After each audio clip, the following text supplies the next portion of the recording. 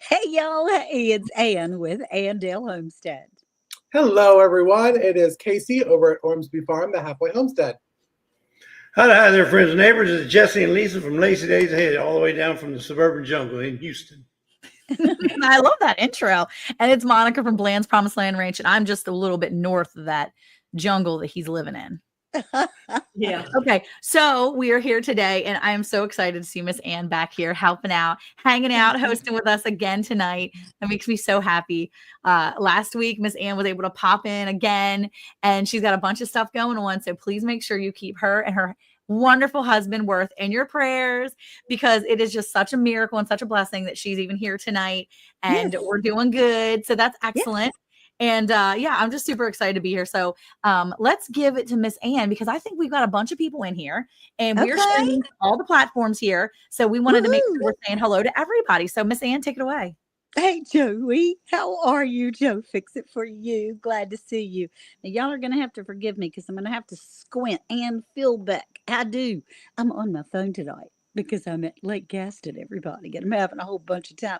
R&W. Hey, sweetheart. I hope you enjoy that mug that you won the other day. We're tickled to have you here. And Heritage Farms. How do? If I get your name wrong, it's because all I see is a little blur down there. That's Wendy at Hardknack Farms. Hardknack Farms. Glad to see you. Okay, thank you. And let's see. Rebecca, Touch My Yard. I was showing off some of your stuff today while my Auntie Peg here at Lake Gaston, where we took off and seized the day. Oh, I never changed the spelling. I need to go back and change the spelling on that. Where we were seizing the day and taking off and running. And we're just tickled to have everybody in here. I can't see that either. It's Tamara at L&L Homestead. What I do. How about you say their names and I'll say how I do. Yeah, I was going to say Casey. We're working on it. I see a couple of little circles spinning around. House of Grit. Oh, well, hello, Karen. We're so glad you're here. Thank you. Dark Lord Menet's in here. Mr. Xander. Damoose. Oh, we're always thrilled to see Damoose. There's Tamara Amling. Hey, Tamara. Thank you for being in here tonight. Brittany Daniels. Brittany? Oh, good. Yay. We've got lots of good people in here. There's the At Home with Tom and Rhonda Howard. Hey, Tom and Rhonda. And I recognize that. That's Ginger with Not For Nothing Homestead. Of course. Of course. Okay, That's so just a few of our friends. Yeah, I think we did pretty good. If you haven't been said hello to, make sure you say hello in the chat, and we'll make sure we get the chance to say hi to you. It looks like Pathways Homestead's in here too. I don't know if we said hi to them. Hello, Pathways. Yeah, we got a bunch of wonderful people in here tonight saying hello to everybody. There we go. Hope that sweet grandbaby's doing good at Pathways Homestead. Oh, I love it. Okay, so our episode yesterday was that the final one in our series? No, we had episode 5, right? We were doing 5. Hey, Mr. Troy Sutton. So we got episode 5 of our 6-part series, and we talked about what? Personal security, Bugging out, And bugging we in, talked about building shelters. You guys did. You and shelters. Casey and Sandy from Suburban Homesteaders talked about how you could, if you had to, or if you were caught out from your home, Yep. then how would you build a shelter to be able to survive the circumstances? And also personal security and all those types of things. So that was very interesting. Yeah. So is there anything, so, with Lazy Days Ahead here, with Jesse and Lisa here, have been helping us out through this. We've kind of asked them each week, what did you hear when you listened to it? Is there something that we missed? And same thing goes for you, Miss Ann, because, you were not able to be there with us when we were recording with Sandy. What did we miss? Is there anything that we missed? And if you're in the chat and you listened in yesterday, what did we miss? Is there something? Because I know I am always willing to learn, and I want to know if there's a hole in my system, how can I fix it? Absolutely. What do you think, Jesse and Lisa? Well, we did listen to the podcast, and by the way, it was an awesome podcast because y'all brought up a lot of very good points, Yeah. things that make you think, like the security side of it. Because I mean, yeah, if you're going to bug in or bug out during an emergency or whatever, you also have to think about the precautions that follow, and that being your safety, your family safety, even your pets. Right. Right? I didn't hear anything about pets, and when I mean safety, I mean they need to be cared for as well, especially if you have a large pet population. We only have one dog, but there's some people who have, I mean, a lot of farm animals. Yeah. You know, Right. or on the ranch or wherever you're at, you may have a lot of other Yeah. things you have to take care of. So, and then the one thing that you talked about that was really interesting to me was situational awareness. When you were talking Mhm. about, when you bug out, Casey was talking about bugging out, and I mean bugging in. But if you bug out, are you going to have anything to take care of a safety situation? May it could be like a first aid kit, or maybe it's a weapon that you have to carry to take care of. Maybe you're going to be bugging out in a major city. That's right. The one thing that we thought of was, I'm not sure we want to bug in or bug out, but either way, if we're in, uh, we could probably make do with what we have here. But if we bug out, thank the Lord, we have an RV. We can just go get the RV and go. There you go. Because But- you got kitchen, bathroom, everything right there. Right. But the situational awareness is what I never would have even thought of until you guys brought it up in the podcast. So, oh wow, that's because you're thinking of, do we have food? Do we have water? Do we have first aid? Do we have do we have gas or propane or whatever you're going to need to bug out with? Don't think about the other safety part of it, because like your animals and But That's right. That's what exactly about right. you, Casey? That was good. I think I said on the podcast that I'm bugging in. I am. I think that's one big thing that we do as homesteaders. You prepare your homestead, so you don't have to bug out. Yeah. Go somewhere That's else. right. Now, I know there are those situations where you will have to bug out, but I'm bugging in. But but you think about it, Casey. I mean, we don't have the fires that California has, but you talk about the people that have the fires coming through. What do they have that they can grab on their way as they're running out the door to be able to hopefully get in their car to run from the fires? right. Yeah. Or, and this is not, we're not talking about the big apocalypse. We're talking about surviving a short term, mostly, to be able to get to a better situation so that we can potentially get to our preps that we have in our home and those types of things. One thing, and I'm not sure because we haven't been able to talk about it, if you talked about being prepared in your car when you're driving in your car. I've had some friends that have gotten caught in a traffic jam, and it ended up being 24 hours that they were not able to get out of their car, and they didn't have supplies in their car. We were in a 36-hour traffic jam. What? Isn't that crazy? To get from here From here to Dallas. Well, yeah, from here to That's- Dallas took us 36 hours. That's Eric's like daily commute just from our house to Dallas. Yeah. Yeah, and you But you talk about 36 hours being That's in there. How are wild. you going to go to the bathroom? How are you Yeah. going? Do you have water in Well, your car? You make do with where you're at. Yes, because 'cause nobody's. we getting couldn't off move. the We were on the freeway. inside lane of the freeway. We couldn't move. And the car in front of us was four girls.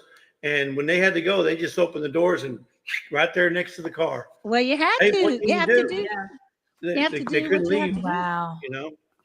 Yeah. And so what I do, if you don't mind, because I'm not sure how long my signal is going to last here at Lake Gaston, and the cicadas are starting to come out and the sun's going down. So I'm Wait, gonna I thought you were at Lake I Want to Be there.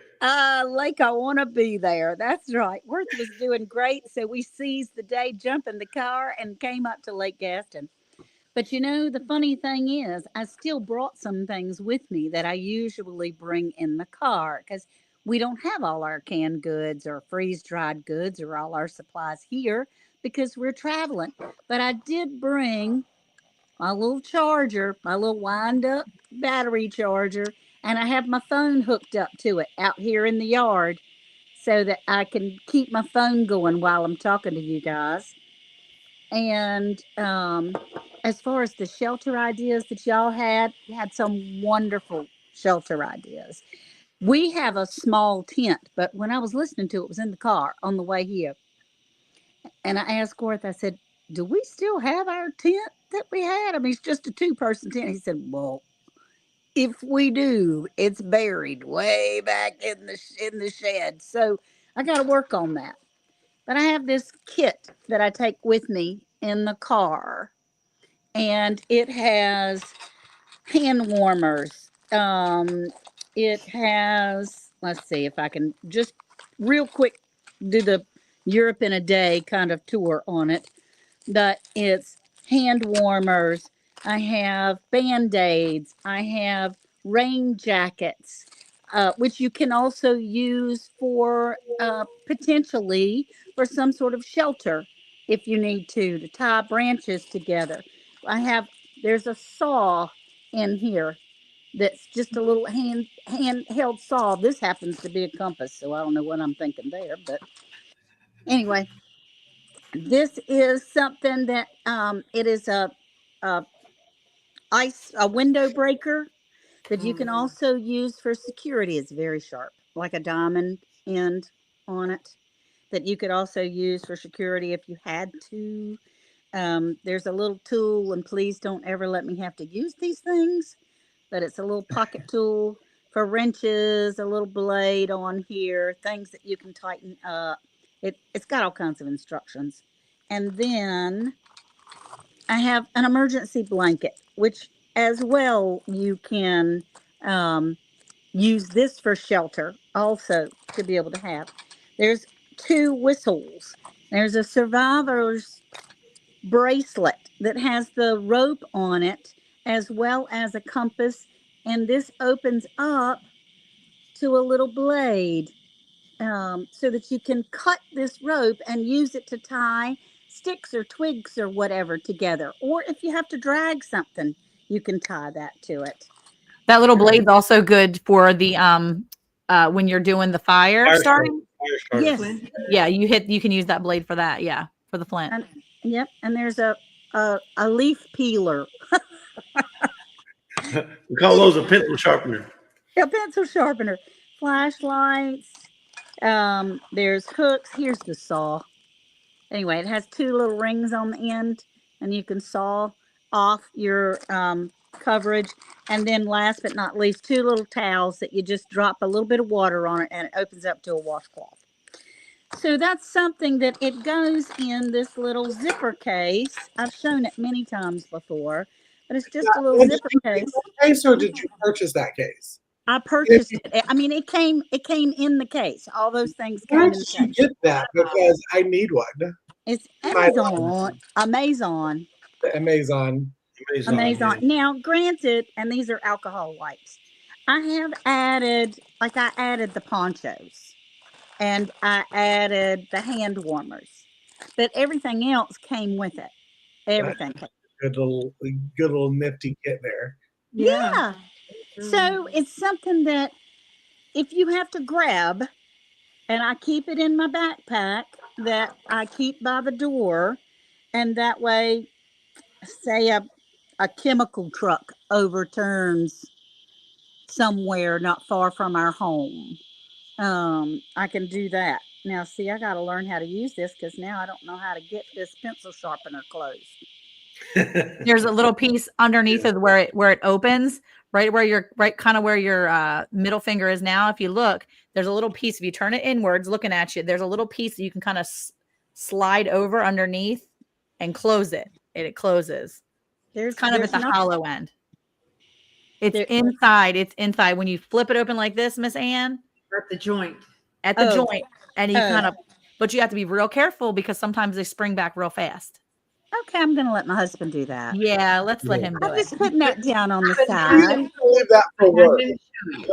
Yeah. That's something I need Yeah. to learn. I Well, need you to know, learn that. You guys made some really good points though, because one of the things that, when you live further away, right? Miss Ann, you live in a community where you have people kind of at your disposal, right? More Yep. neighbors where you could kind of get to your neighbors.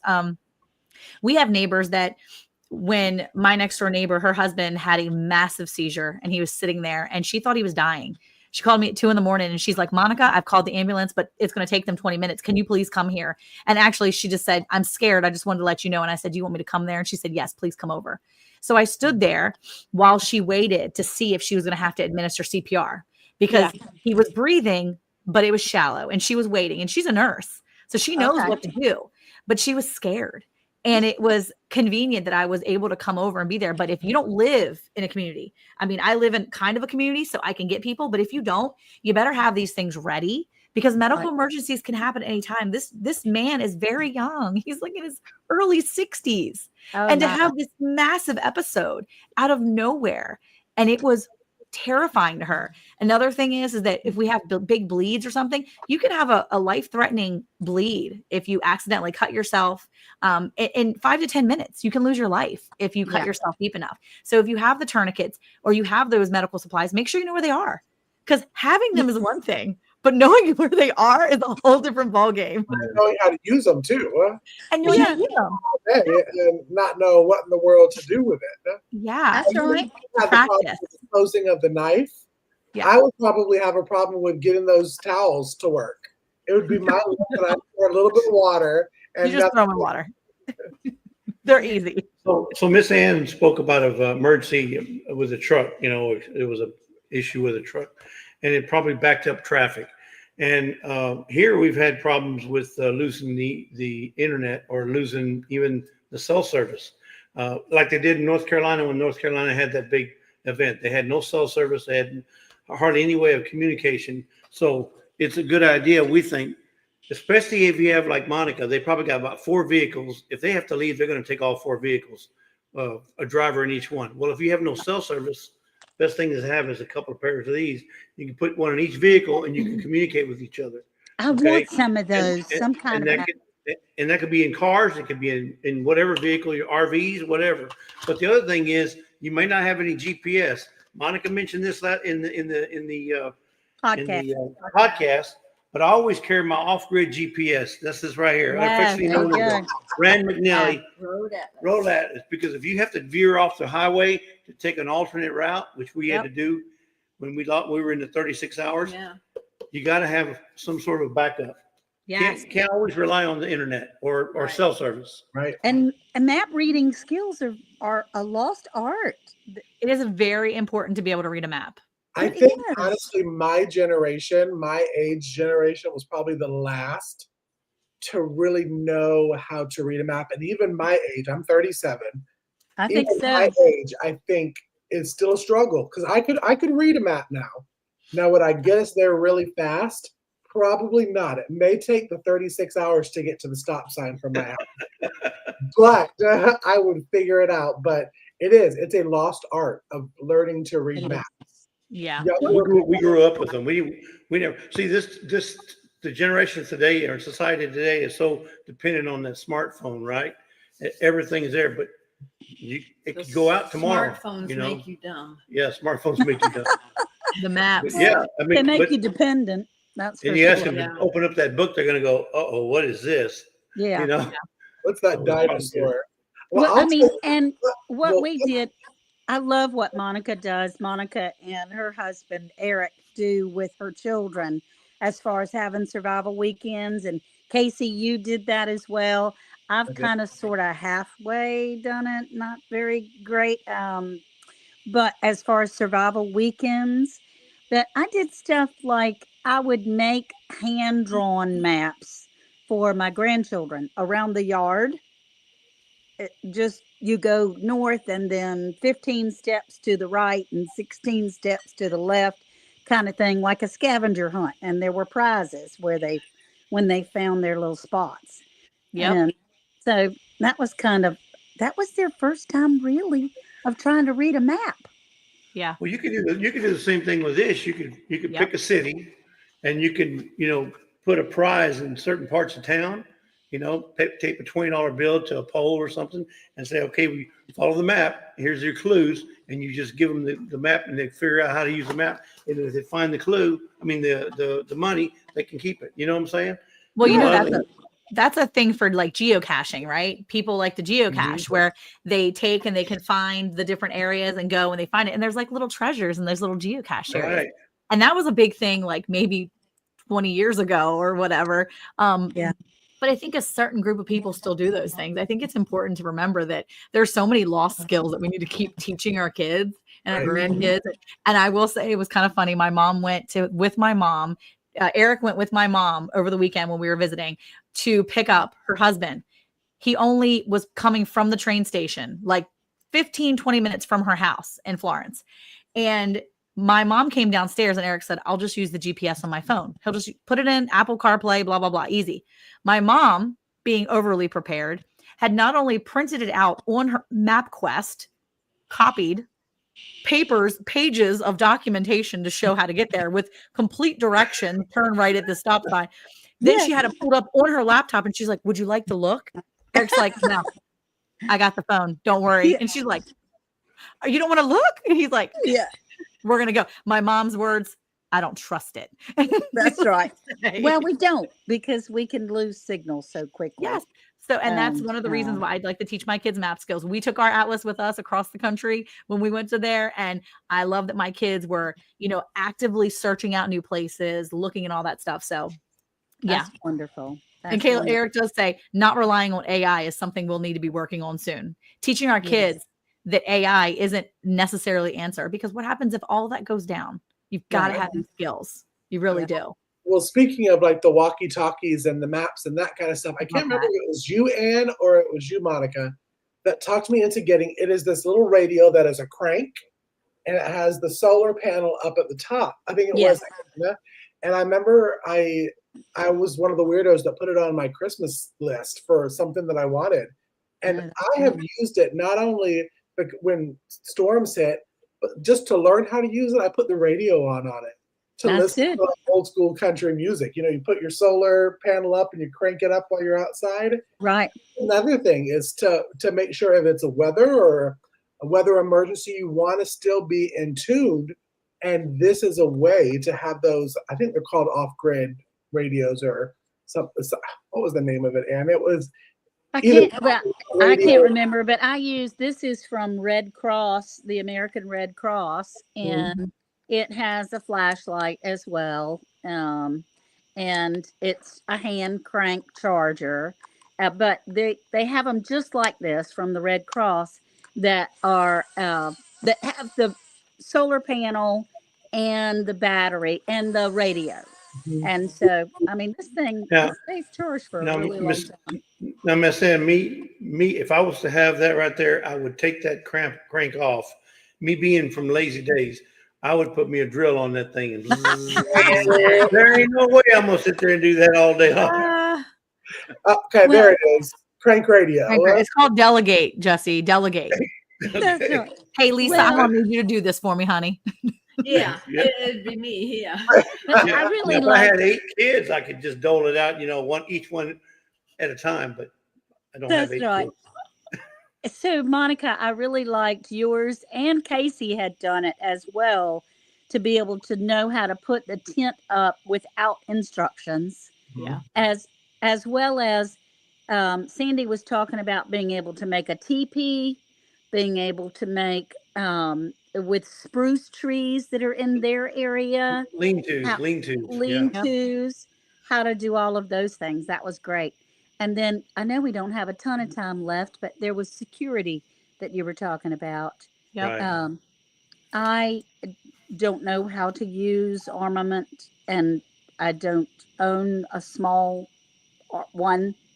My husband is a big hunter, so we have a lot of those around. But I that is something that is a hole in my preps. My daughter tried desperately to show me how to do it, and my hands are not strong enough to pull the thing back on a handgun. I would shoot myself in the face probably. Well, you make a good point though, and that's something that Brittany Daniels had said earlier. Another part of prepping is making sure disabled kids and adults get the help they need to learn independent living skills if needed. And if you think Yes. about it, people that have any type of disability or just in general, you struggle with certain things with your hands. As we get older, we're going to need different ways around the norm, right? So Yeah. maybe you can't use one of the ones that are for the hand, but maybe one of the bigger ones for hunting are a little bit easier for you. Well, Maybe I do know I have been shown how to use Yep, those, load those, clean those, exactly. And how so to be able to shoot those, and yeah, so maybe so that's where you as that's where you and Worth as a couple, you look for one that's a little more manageable for you, something that's easier to use or something that is not going to be out of your wheelhouse right away, right? I mean, mhm. there is something to be said for making things work for us as we get older, Yeah. especially when it comes to safety. Eric and I have been talking about that a lot lately with my garden and with my back issues. How can we make what we have work for us more efficiently as we age? Because Yes. I'm not getting any younger. Eric is getting younger. He actually ages backwards. I am not. But Yeah. It's I there's need a good. his comment. secret. Yeah. Yeah, there's a comment right there. Pistol, crossbows. I mean, you could use a crossbow. And Sandy mentioned that. Using Yes, a she bow and did. arrow is not something to be taken, lightly. That is a right there. You can make a slingshot. There's lots of ways to Yes. defend yourself if you need Well, to. my go-to is wasp spray because it There you go. shoots 28 feet. And Yeah. so I don't have to be within right there at somebody's where they can touch me. I can spray the wasp spray. Yeah. And I was gifted a little stun gun as well. So, I mean, sounds like you've got that covered. You don't necessarily need the items that we might have, and I think that's yeah, smart because you don't need something especially if your hands can't handle it, or I maybe I you're not. wasn't strong enough. Yeah, I And I mean, I'd couldn't, be like baseball bats. yeah. Throw something at them, a iron or something. I've got my Right. I mean, what do you have that you can use? But think about those things ahead of time and prepare yourself ahead of time. The things you can't close. I was going to Right. say, she'll still have that open. So it's all, Yeah, she's I'll ready. still have it open if She's I ever need ready. it. But yeah, I boils mean, down, it boils it down makes to sense. situational awareness, whether you're It in your really does. house, in your car, in your Yep. RV, at a campsite, where situational awareness is everything. Know Yeah. your surroundings, know what's available, what's at hand or Yep. handy, and be prepared to use it if you have to, right? The Exactly. one thing I want to mention is auto locks. I don't know if many people have these, but our house is equipped with auto locks. So if I close my front door, it automatically locks like 5 seconds after it's closed. It has You don't the have to worry number. about locking it. It all ours are code in, and then when you close it, it auto locks. Because, I mean, let's face it, I'm 63 years old. I would forget to lock the door if it didn't have that auto lock, and we'd go to bed at night and the thing would be wide open. But you know what I'm saying? Auto locks are really great for people who are That's absent-minded, if you will, Yeah. as when long it as comes to safety. yeah. So And you don't lock yourself out of the house? no, because it's all code. It's you Oh, code okay, you code to okay. get you code to get in, not code to get out. I can see myself locking myself out. Well, at the same time, when you pull up to a gas station, especially women, Yeah. and we leave our purse on the seat beside us, Mhm. and we get out of the car to pump gas, there was a thing going around where people were sneaking up beside the passenger side of the car, opening the door and grabbing the purse or a cell phone or whatever. And not just getting in the car to hurt the person, they just wanted to steal from them. Yeah. So Lisa keeps a purse with this amount of money in it, just for that purpose. One of them Yeah, throwdown purses. If they take this, this is that funny Mad money. money. Funny money. that's that funny. That's that I dare- mad money. I dare them to take it. Oh my gosh. Well, I think I think you made a really good point. I think that's where we can leave it because we are trying to stay close to our time. Miss Ann is slowly fading away with the Wow. lights. But I think that, we talked a lot about some really great topics. And if you haven't listened to the podcast, I really think you should. We also have a download on Etsy, which you can grab at any point. Just click the QR code and go check it out. I think it's going to be really great. We have one more week of our 6-week, kind of survival, all that, prepping stuff. So come back next week and check it out. It'll be released on Monday and we want you to be a part of it. We want you to look at it, listen to it, and tell us where we have missed. If there's something we've missed, we want you to come and comment and share with us because I want to continually to grow. Like Miss Ann said, if she sees a hole in something, she wants to learn more because that's the only way we're going to get better. And we need to work together as homesteaders, and a community here on YouTube is such a great way to learn. So thank you again, guys. Thank you so much, Jesse and Lisa, for coming in again. We appreciate you so much. And thank you everybody that came into all the channels. We just really love that you're here. Make sure you go back and watch our video from yesterday and listen to all the podcasts in this whole series. And don't forget to come back next Tuesday. We're right here around the hay bale, hey y'all, hey, all the channels. And we want to see you then. So until then, bye, y'all. Bye. Bye. Good night. Good night. Hey, Monica, did you know it's now even easier to listen to Around the Hay Bale podcast? What? Really? How easy? That's right. All you have to do is say, Alexa, play Round the Hay Bale podcast. Playing Round the Hay Bale podcast on Apple Music. Ooh, we're really fancy now. Tune in to Round the Hay Bale every Monday at 9 a.m. Central Time.